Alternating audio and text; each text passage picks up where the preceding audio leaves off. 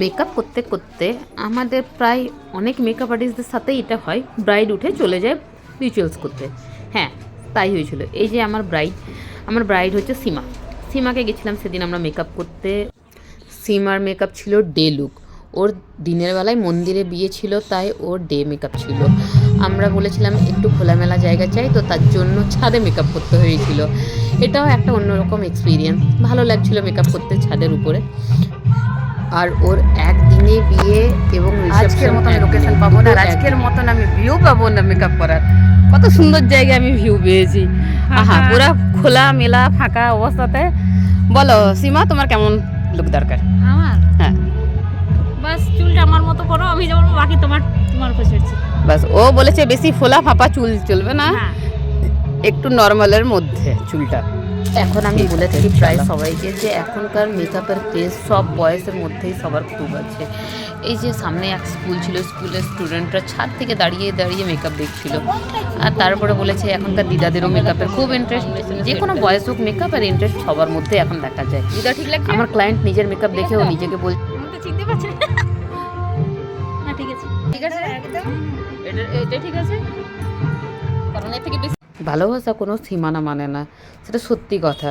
সীমার বিয়ে ছিল সীমার পছন্দের এবং ভালোবাসার মানুষের সাথে। সীমার মধ্যে তার স্পষ্ট মুখের মধ্যে দেখা যাচ্ছিল একদিনের মধ্যে বিয়ে এবং রিসেপশন। এতটা বেশি একটা টায়ার্ডনেসের ব্যাপার থাকে, সকাল থেকে রাত অবধি রেস্ট করার এক মুহূর্তও সময় পাওয়া যায় না। কিন্তু আমি ওকে সকালে মেকআপ করলাম, এমনকি রাত্রেবেলাও মেকআপ করলাম, একটু ওর মধ্যে টায়ার্ডনেস আসেনি।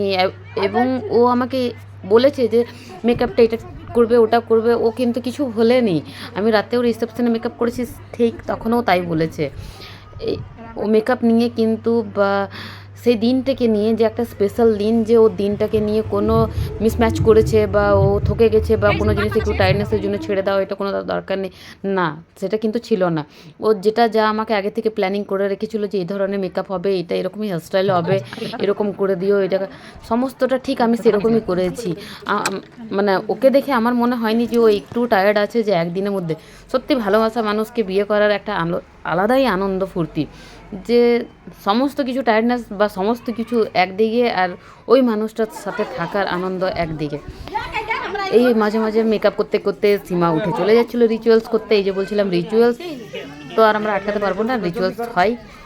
এই যে সীমা ওয়েট জনার্দন কত সুন্দরভাবে ও লিখেছে এই জায়গাটা, আমি খুব কমই এই জায়গায় এইটা দেখেছি আজ অব্দি, এত বিয়ের সাজাতে যেয়ে প্রথম দেখলাম। এখানে একটা রিচুয়ালস দেখছিলাম আমি দাঁড়িয়ে দাঁড়িয়ে। ও শাড়ি প্লেট করা হয়েছিল না, ওটা লাস্ট ফিনিশিং বাকি ছিল। এই হচ্ছে মেকআপ কেমন লাগলো কি না, ওর বর ফোনেই জিজ্ঞেস করছিল ওকে যে মেকআপ কেমন হয়েছে কিনা, আমাকে ফটো পাঠাও, তো ও বললো যে না আমি ফটো পাঠাবো না। এই চলছিল। মেকআপ কেমন লাগলো আপনারা জানাবেন, এমনি ধরনের যদি মেকআপ। আজকের ব্রাইডাল আমাদের সীমা। বলো সীমা, কেমন হয়েছে? তোমার পছন্দ হয়েছে তো? আমার তো খুব পছন্দ হয়েছে। বাস, সীমা যেরকম বলেছিল, যেরকম লুক দরকার সেরকমই দেওয়া হয়েছে। ব্রাইডাল মেকআপ এবং আমাদের ক্লাসের জন্য আপনারা যোগাযোগ করতে পারেন, আমাদের নাম্বার ডিটেলস সহকারে দেওয়া থাকে। Thank you.